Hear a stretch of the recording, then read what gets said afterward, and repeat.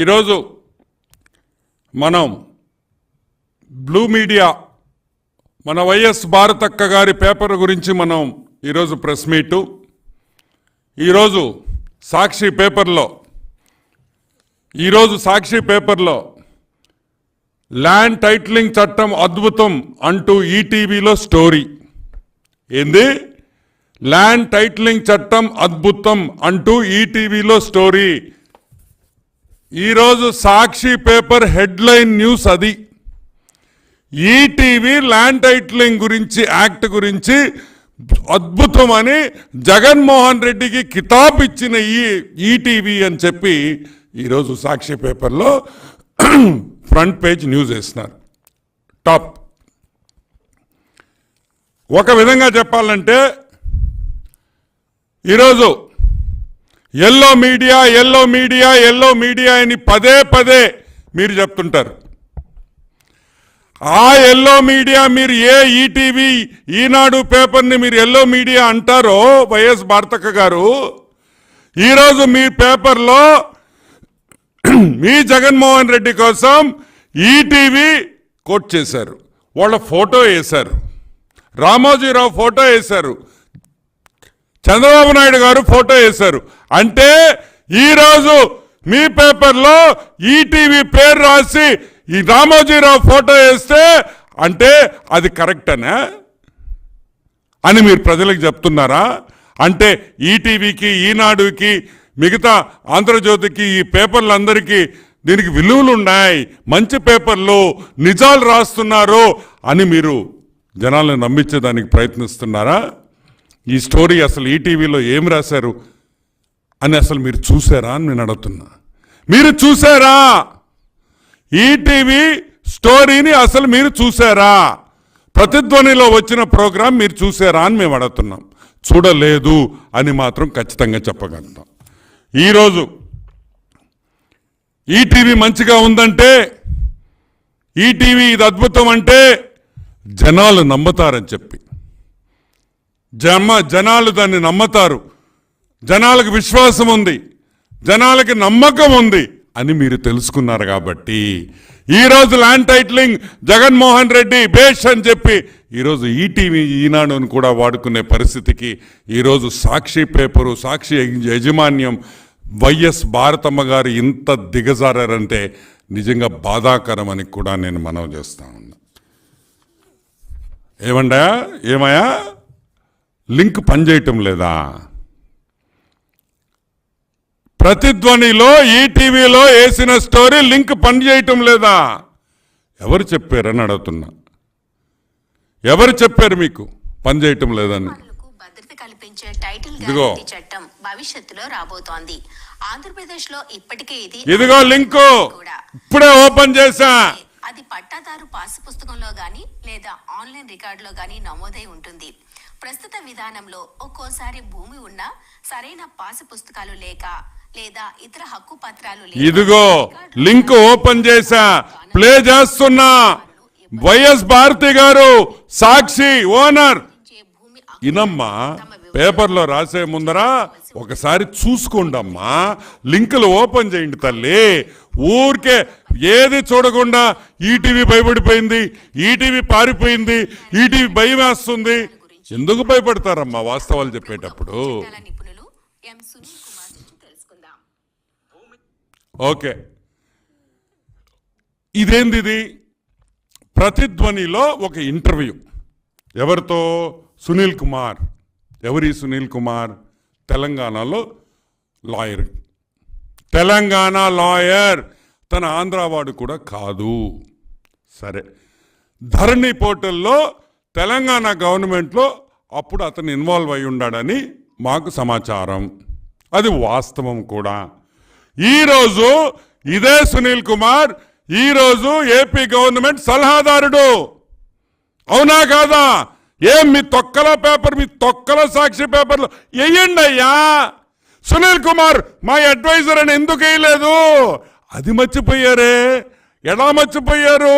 సునీల్ కుమార్ సలహాదారుడు అనే విషయం మీ పేపర్లో ఎందుకు వేయలేదు? మీరు అంటారు కదమ్మా, సాక్షి మొన్న ఇంటర్వ్యూలో చూసా వైఎస్ భారతి గారిది, మేము చాలా కరెక్ట్గా వేస్తామండి, చాలా నిబద్ధత గల పేపర్ అని. ఇదేనా వన్ సైడెడ్ న్యూస్ వేస్తారా మీరు? వన్ సైడెడ్ న్యూస్ వేస్తారా? సరే, అసలు ఆ ప్రోగ్రాం ఏంటి? ఆ ప్రోగ్రాము ఒక ఇంటర్వ్యూ. ఇదిగో ఈటీవీ నుంచి ఈటీవీ యాంకరు ఈ సునీల్ కుమార్ గారిని ఒక ఇంటర్వ్యూ చేస్తూ ఉంది. ఆయనకి తెలిసింది, ఆయనకి ఏమేమి అనుమానాలు ఉన్నాయో ఈ సునీల్ కుమార్ గారు ఈ ఇంటర్వ్యూలో చెప్పారు. అది జరిగింది.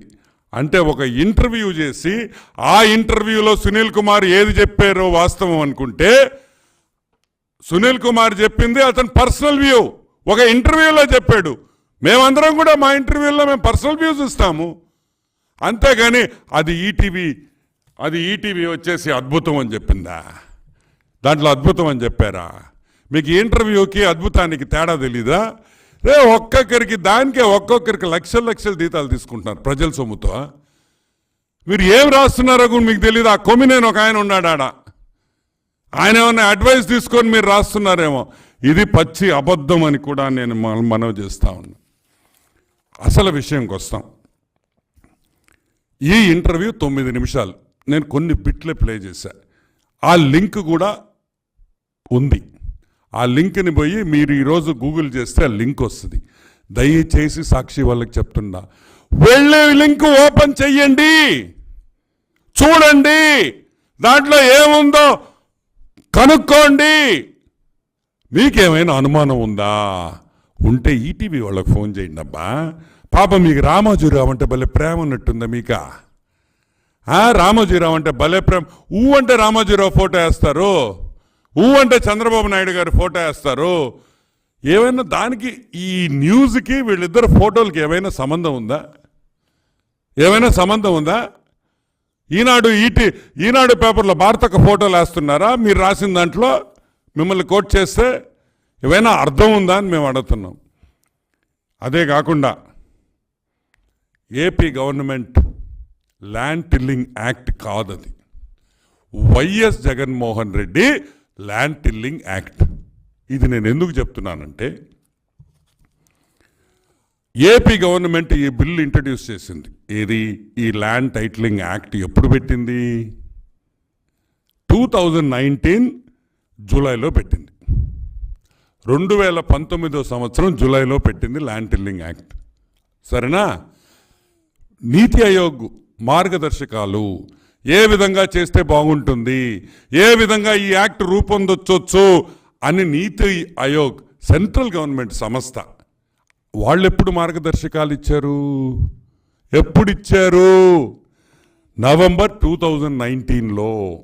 అంటే మీరు జూలైలో చేస్తే ఆగస్ట్, సెప్టెంబర్, అక్టోబర్, నవంబర్. మీరు బిల్లు ఏపీ అసెంబ్లీలో బిల్లు పెట్టింది తర్వాత 4 నెలల తర్వాత 4 months నీకు సెంట్రల్ గవర్నమెంట్ నీతి ఆయోగ్ దీనికి మార్గదర్శకాలు చెప్పింది. ఈ విధంగా చేస్తే ఈ విధంగా రూపొందించవచ్చు అని ఒక బ్రాడ్ అవుట్లైన్ ఇచ్చింది. స్పెసిఫిక్గా గుడిలా బ్రాడ్గా ఇచ్చింది. ఈరోజు మేము అడుగుతున్నాం, బీజేపీకి సంబంధము, ఇది మోడీ గారు తెచ్చిన బిల్లు, మోడీకే సంబంధం అని మీరు అంటున్నారు కదా. మరి మోడీ గారు తీసుకొని నీతి ఆయోగ్ ఇచ్చిన 4 నెలల ముందర ఈ బిల్లుని, ఈ జగన్మోహన్ రెడ్డి ల్యాండ్ టిల్లింగ్ యాక్ట్ని ఎవరు రాశారు? దీని రూల్స్ ఎవరు రాశారు? ఎవరు ఫ్రేమ్ చేశారు? ఈ విధంగా చేస్తే బాగుంటుందని ఎవరు చెప్పారు? జగన్మోహన్ రెడ్డి ఇంట్లో కూర్చొని ఈ యాక్ట్ ఏమన్నా రాశాడా? లేకపోతే మేధావులు ఎవరన్నా తీసుకొని వచ్చి రాయించారా? ఆ మేధావులు ఎవరు? మీరు సిగ్గు లేకుండా ఒక ఆంధ్ర రాష్ట్ర ప్రభుత్వం, ఆంధ్ర రాష్ట్ర గవర్నమెంట్ ఈరోజు మీరు 3 సార్లు ఆ బిల్లుని పంపిస్తే తిప్పి పంపించారు. సిగ్గు లేదా అని మేము అడుగుతున్నా. ఒక బిల్లుని 3 సార్లు వెనక్కి వచ్చిందంటే మీరు తలదించుకోవాలా సిగ్గుతో. ఎందుకు పంపించారు? వెనక్కి ఎందుకు వచ్చింది? ఎందుకు వచ్చింది మీరు మాకు చెప్పరు. కానీ మా సాక్షి పేపర్లో రేపు పొద్దున్నే ఈ 3 సార్లు ఎందుకు వచ్చిందో కారణాలు సాక్షి పేపర్లో వేసి అప్పుడు మీరు కావాలంటే మా రామోజీరావు గారిని మా చంద్రబాబు నాయుడు గారి ఫోటో వేసుకోండి. ఎందుకు వెనక్కి వచ్చింది, సెంట్రల్ గవర్నమెంట్ ఏం మార్పులు అడిగింది, సెంట్రల్ గవర్నమెంట్ ఏమేమి తీసేసి మనింది ఆ బిల్లులో, ఒకటోసారి, రెండోసారి, మూడోసారి, 3 సార్లు ఆ బిల్లు వెనక్కి పంపించారంటే ఆ బిల్లులో విపరీతమైన తప్పులు ఉన్నాయి. కాబట్టి ప్రజలకి వ్యతిరేకంగా, రైతులకు వ్యతిరేకంగా, ఇళ్ళు ఓనర్లు, ఫ్లాట్ ఉండేవాళ్ళు ప్రతి ఒక్కరికి ఆ ల్యాండ్ టైటిలింగ్ చట్టం వ్యతిరేకంగా ఉంది కాబట్టి, చట్ట విరుద్ధంగా ఉంది కాబట్టి, ప్రజలు ఇబ్బంది పడతారు కాబట్టి మోడీ గారు ఆ బిల్లు వెనక్కి పంపించారు. కానీ ఒక రూల్ ఉంది, 3 సార్లు ఒక బిల్లు వచ్చిన తర్వాత 4వసారి వెనక్కి పంపించేదానికి కాన్స్టిట్యూషన్ ఒప్పుకోదు. 3 సార్లే బిల్లు పంపించగలుగుతాం, 4వసారి ఆమోదించాల్సిందే. కాబట్టి ఇష్టం లేకపోయినా, కష్టంగా ఉన్నా, కాన్స్టిట్యూషనల్ ఆబ్లిగేషన్ కాబట్టి సెంట్రల్ గవర్నమెంట్ దాన్ని ఆమోదించి పంపించింది. వాస్తవమా కాదా? వాస్తవమా కాదా అని మేము అడుగుతున్నాం. ఈరోజు సాక్షి పేపర్ రాసిన పచ్చి అబద్ధాలు, ఒక ఇంటర్వ్యూని తీసుకొని వచ్చి అది ఏదో ఈటీవీ న్యూస్ రామోజీరావు గారు దీనికి ఆమోదం చేసినట్టు మీరు చూపించారంటే ఇది ఎంత బాధాకరం అని కూడా నేను మిమ్మల్ని అందరినీ ప్రశ్నిస్తున్నా. ఒక్క విషయం గుర్తుపెట్టుకోండి, అన్నదాత కార్యక్రమంలో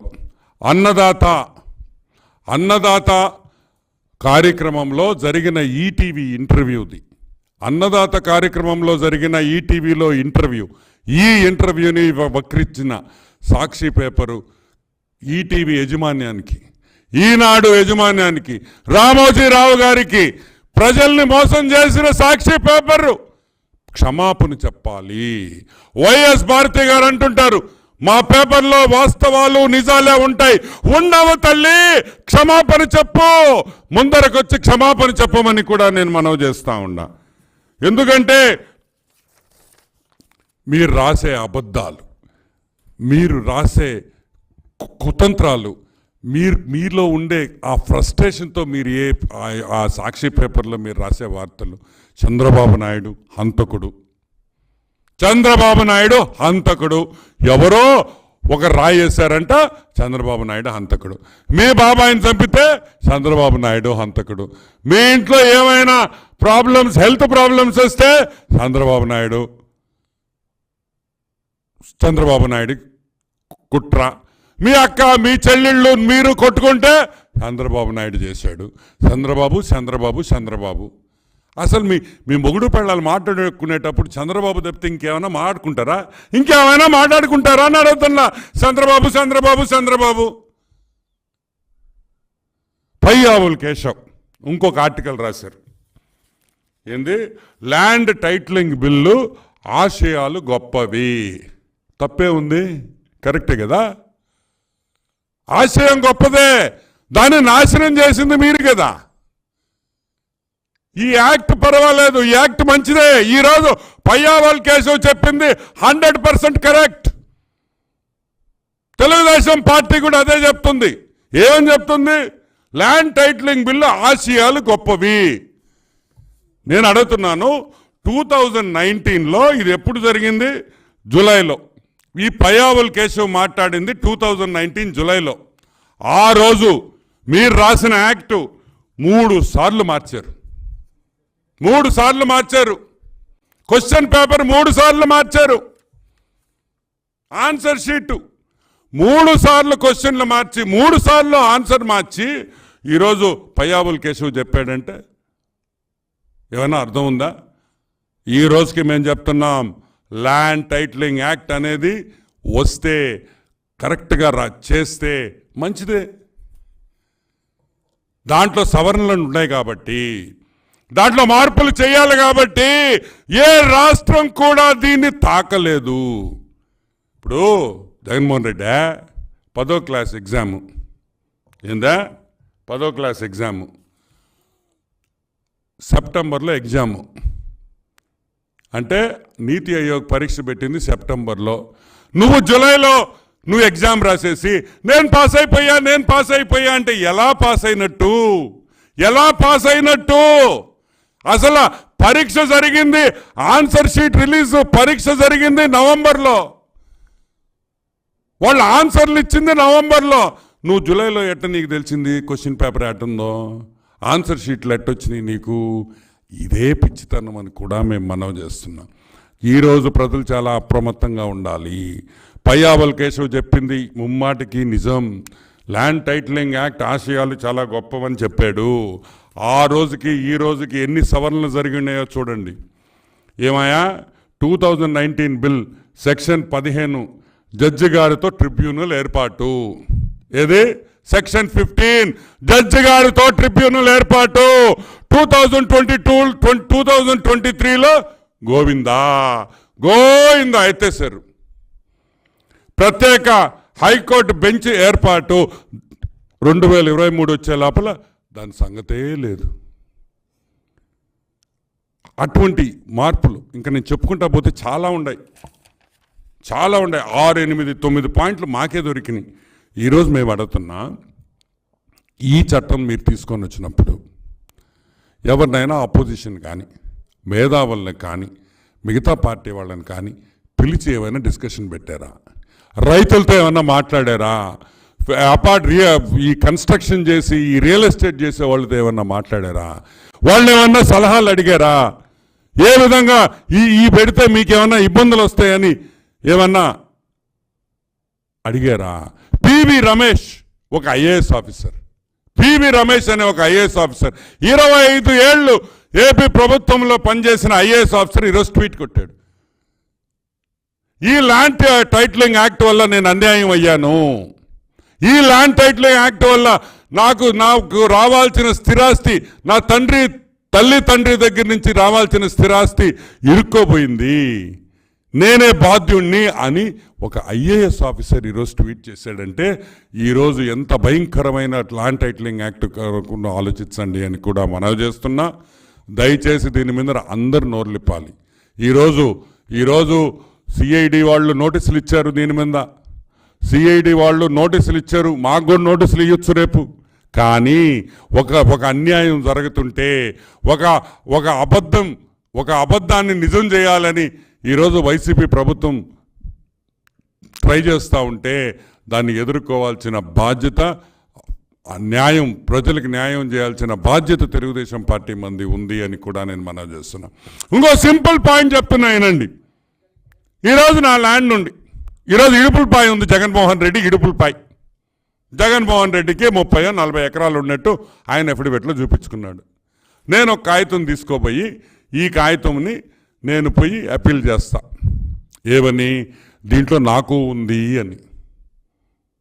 నేను చెప్పంగానే దాంట్లో ఇమీడియట్గా రెడ్ డాట్ వేసి దాన్ని పక్కన పెడతారు. 3 నెలలు టైం ఇస్తారు, నువ్వు అప్పీల్ చేయాలా. 2 ఏళ్లలో నువ్వు అప్పీల్ చేయకపోతే నీకు ఇంకా ఆ భూమి మీద హక్కు లేదు. ఫర్ ఎగ్జాంపుల్, నీకు అసలు తెలీదు నేను పెట్టినట్టు. జగన్మోహన్ రెడ్డికి నేను ఆయన భూముల మీద నేను ఒక కంప్లైంట్ వేశాను, అది నా భూమి అని జగన్మోహన్ రెడ్డి తెలియకపోతే, ఒక్కసారి ఆలోచించండి, తెలియకపోతే 2 ఏళ్ళ తర్వాత ఆ భూమి నాది అయిపోతుంది, ఇడుపులపై నాది అయిపోతుంది. నేను పోయి ఇడుపులపై నాదని నేను వేరే వాళ్ళకి అమ్ముకోవచ్చు. ఏం చట్టం అండి ఇది? మార్పులు చేయరా? మాకు తెలియకుండా ఎవరో ఒకరు కంప్లైంట్ ఇస్తే పక్కన పెట్టేస్తారా? ఇవన్నీ ఉన్నాయి. ల్యాండ్ టైటిలింగ్ యాక్ట్ అనేది తప్పులు ఉన్నాయి, అవన్నీ కూడా మనం సవరించాల్సిన అవసరం ఉంది.